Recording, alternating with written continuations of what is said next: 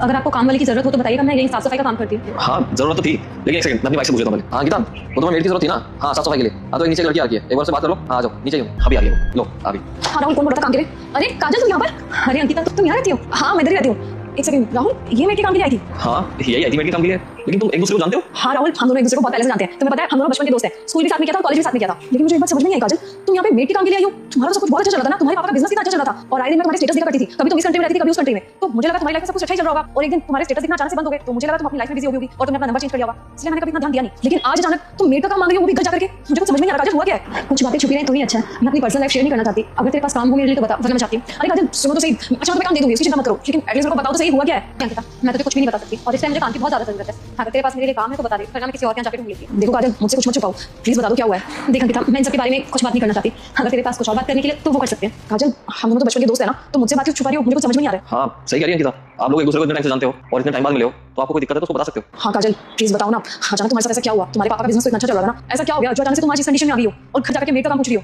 अंकिता छोड़ो ना, तुम तो एक ही बात पकड़ के बैठ रही हो। तुमने मेरे सवाल का जवाब नहीं दिया। तुम्हें मेड की जरूरत है तो बोल दो, मैं कर दूंगी सारा काम, झाड़ू पोछा बर्तन कपड़े खाना सब कर दूंगी और जो सैलरी तुम दोगी उसमें मुझे कोई दिक्कत नहीं होगी। लेकिन काम है तो बताओ, ऐसे टाइम वेस्ट करने से मुझे काम तो नहीं मिलेगा ना। और अगर तुम्हें नहीं रखना है तो वो भी तुम मुझे क्लियरली बोल सकती हो, मैं बुरा भी नहीं मानूंगी। काजल अगर तुम्हें कोई इस वजह से कुछ नहीं बता रही हो, तुम्हें ऐसा लग रहा है कि मैं तुम्हारे हालातों का मजाक बनाऊंगी, तो ऐसा कुछ भी नहीं है। मैं तुम्हारी बचपन की दोस्त हूँ, मैं तुम्हें कभी जज नहीं करूंगी। प्लीज एटलीस्ट इस नाते को मेरे को बता दो। पता है लाइफ में सब कुछ बहुत अच्छा चल रहा था, लेकिन मेरे पापा के दोस्त ने बिजनेस में धोखा दे दिया। उनके नाम से मार्केट में कितनी लोन ले ली और फिर कंपनी भी अपने नाम करवा ली।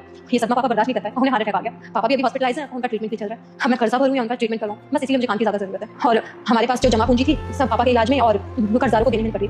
हम मम्मी सदमा बर्दाश्त नहीं कर पाई, वो चल रही। पर इस सबका जिम्मेदार पापा खुद को समझते हैं। अब देखो ना जिंदगी क्या थी और क्या से क्या बन गई है। पूरी जिंदगी की मेहनत, घर, पैसा सब कुछ एक झटके में चला गया, जैसे कोई पूरा सपना। लेकिन क्या कर सकते हैं, पेट पालने के लिए और अपनों के इलाज के लिए तो काम करना ही पड़ेगा। तो बस यही जाके लोगों के घरों में झाड़ू पोछे का काम कर लेती हूँ, क्योंकि मेरे पास भी इतना टाइम नहीं है कि मैं कहीं जॉब आऊँ। आज तक कहीं जॉब की नहीं है, कोई एक्सपीरियंस भी नहीं है। अब जहाँ जाओ वहाँ एक्सपीरियंस पूछते हैं, इससे बेटर यही काम है। इसमें ना कोई डिग्री पूछते हैं और ना ही कोई एक्सपीरियंस। काजल मैं तो कभी सोच भी नहीं सकती थी कि मुझे तुम इन हालातों में मिलोगी, मुझे बिल्कुल भी अच्छा नहीं लग रहा। हाँ मैं तुम्हारी ना फाइनेंशियली मदद कर सकती हूँ, तो मुझे बताओ मैं कितने पैसे चाहिए? नहीं अंकिता मैं तुमसे कोई पैसे नहीं ले सकती। तुमने मेरे बारे में मेरी मदद करने के लिए इतना कुछ सोचा, मेरे वही काफी है। वरना तो जिनके पापा ने उनके बुरे वक्त में इतनी मदद की, उन्होंने भी हेल्प करने से मना कर दिया। ये सब बातें तो खैर एक तरफा है। असली बात तो यह है कि मैं तेरे पैसे ले भी लूँ तो चुकाऊंगी कैसे? ना ही मेरी इतनी कमाई है और ना ही मेरे पास इतनी बचत, बस इसलिए मैं तुझसे पैसे नहीं लेना चाहती। अरे तो कोई बात नहीं, वो पैसे आप मत चुकाना। क्यों गीता? हाँ काजल राहुल बिल्कुल सही कह रहे हैं। मैंने तुमसे कब बोला कि जो पैसे मैं तुम्हें दूंगी वो तुम्हें मेरे को वापस करने हैं? मैं बस तुम्हारी हेल्प करना चाहती हूँ, चाहे वो कैसे भी हो। प्लीज बताओ तुम्हें कितने पैसे चाहिए? देख अंकिता मैं किसी से पैसे नहीं लेना चाहती, मैं अपनी मेहनत से जो पैसे वो कमाना चाहती हूँ। मेहनत करके अर्न करूंगी तो शायद आगे मुझे कोई दिक्कत नहीं होगी। अगर तेरे पास काम हो तो मुझे काम बता दे, क्योंकि मैं मेहनत करके पैसे कमाना चाहती हूँ, ताकि इन फ्यूचर कभी भी बुरा वक्त आए तो मैं तैयार हूँ। पता था मुझे कि तुमसे पैसे कभी नहीं लूंगी, जानती हूँ तुम्हें बचपन से कि तुम कितनी जिद्दी हो, जो खा लेती हो वो करके रहती हो।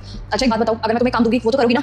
मुझे अगर पैसे मिलेंगे तो मैं तेरा वो काम क्यों नहीं करूंगी? हाँ तो देखो तुम्हें मैं एक पार्सल दूंगी, तुम्हें करना क्या है, मेरी फ्रेंड को डिलीवर करना है। यही पास वाली सोसाइटी है ना, वहीं पे मेरी फ्रेंड रहती है। तुम्हें बस वो पार्सल डिलीवर करना है और उसी पार्सल के अंदर मैं तुम्हारे पैसे डाल दूंगी। वो पार्सल डिलीवर करने से पहले एक बार वो बॉक्स खोल लेना और अपने पैसे ले लेना, ठीक है? चलो मेरे साथ। अरे कितनी देर से एड्रेस ढूंढ रही हूँ, मिल ही नहीं रहा है, पता नहीं कहाँ है। कहीं गलत एड्रेस तो नहीं